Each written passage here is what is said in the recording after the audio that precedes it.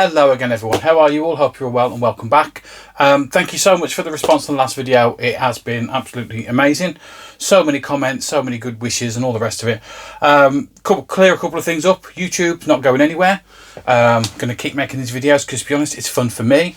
It's more of just downsizing the whole collection and giving myself some savings going forward. As far as gaming goes, I actually think I might game more than I have less. Does that make sense? So yes, there are key things that I'm keeping. There are some things like this here. Again, I know I said it before, it's just stuff, and it really is. But something like the Mr. Flibble, which I mentioned, or there's other things around. They're probably not in this room. Actually, there is one thing. Give me a minute, I need to show you. Actually, there's two things on here. Not gaming related, but I've got my guitar. Sorry, I'm going to talk about this for a second. I was actually given this Christmas sometime late 80s, early 90s. And yeah, still got it to this day. Found it in my parents' loft. So that's one thing I'm definitely keeping. It's not gaming related, I know. But yeah, definitely keeping that. But the other thing I'm keeping as well, has just caught my eye. Gonna have to show you. Is had this as a kid as well. And it's my Slimer bag. I absolutely love this thing. Got hands, look. It wraps around you that way. And yeah, he's definitely going to have to come with me.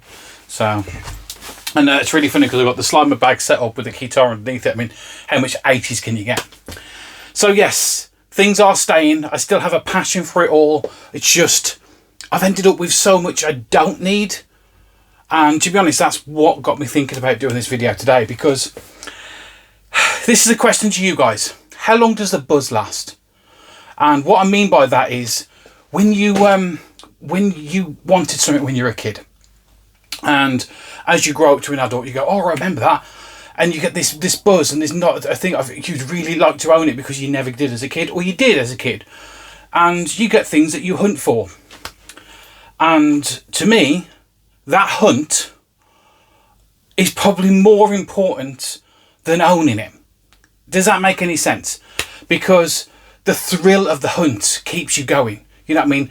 The endless pursuit for for a full set, or for something that you never had, or something that you always wanted, or, you know, stuff like that.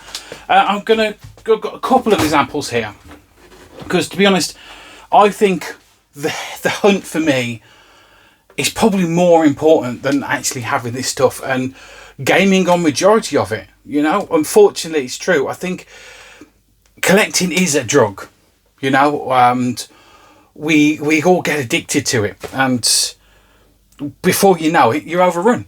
But as I said before, it's great that we've also got a safety net. I'm a bit of an odd collector, to be honest. I know these people who collect certain things, and they're amazing collections on the air all over the place. A lot of my finds as well are when I'm not expecting them. But anyway, CD32.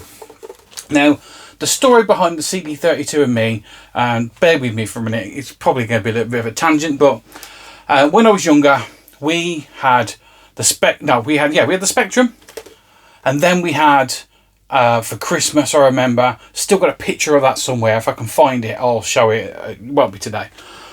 But I got Christmas morning, we was standing there holding this Amiga 600, and that was an amazing big jump. But whilst getting that Amiga, then we used to get the magazines, right?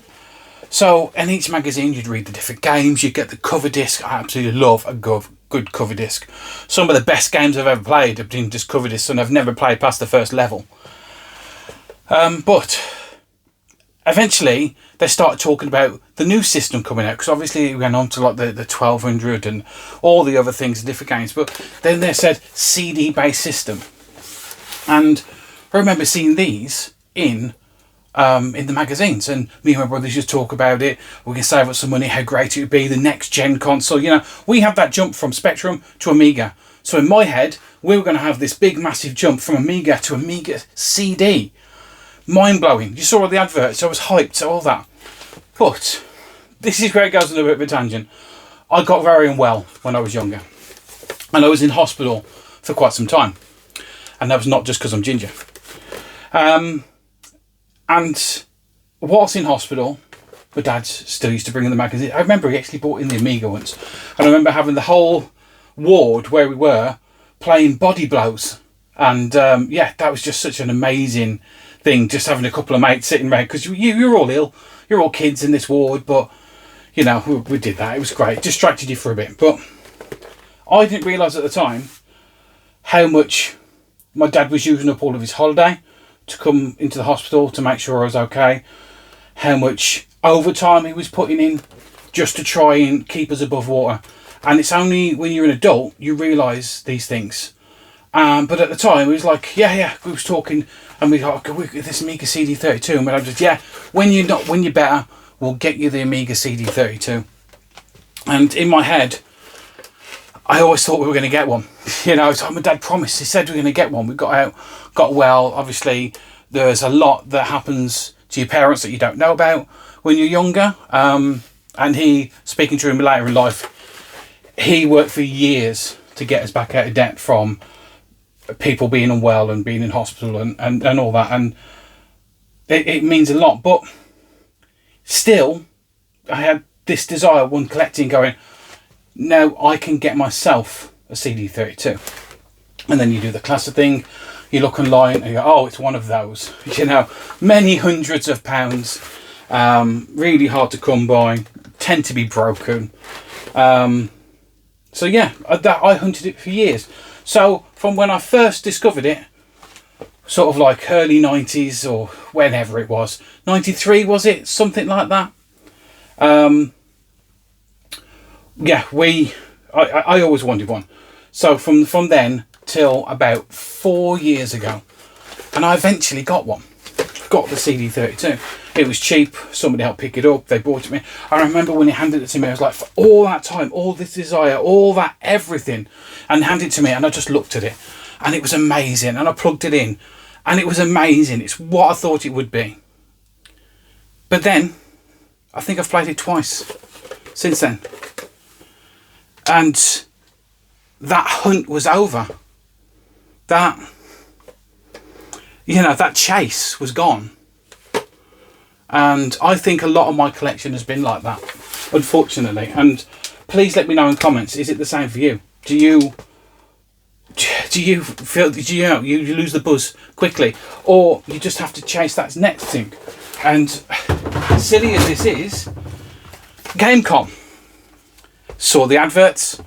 I remember going with my nan to Compton Hospice, and there was one, and this has got to be late 90s, and really, really cheap.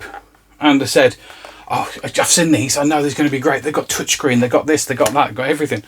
But I didn't pick it up, and it wasn't until last year I finally got one, right? And there's that desire. Every time you saw one in pictures, oh, I remember that, I always wanted one of them, never had one.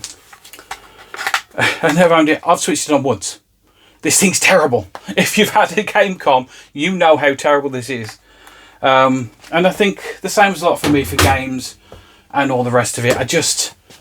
I love the hunt. I think that's what's made me collect so much. There's been periods of time that I've gone through and I've needed every Spectrum model, and I've had everything from the ZX80 all the way up to the QL and whatever else. And then I sold them all again. I was going for every Atari variant because it was the thrill of the hunt and knowing it was the unattainable. I would absolutely love an Amstrad 664 because it's one my cousin had, and that is like a £400-500 computer now. So I know in my head I'll never own one of them, never. So that keeps that hunt going. So this was really just a little quick video, basically thanking you all guys, and I want to know your opinion.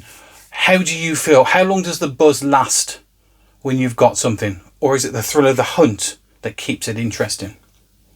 Interested to know your thoughts. Let me know in the comments. It says lots more videos to come. I'm not going anywhere, and I'm going to keep them this style. I love it where I could just press record, no intros, no faffing about, just talking like it used to be. And yeah, I'll see you on the next one. See you later.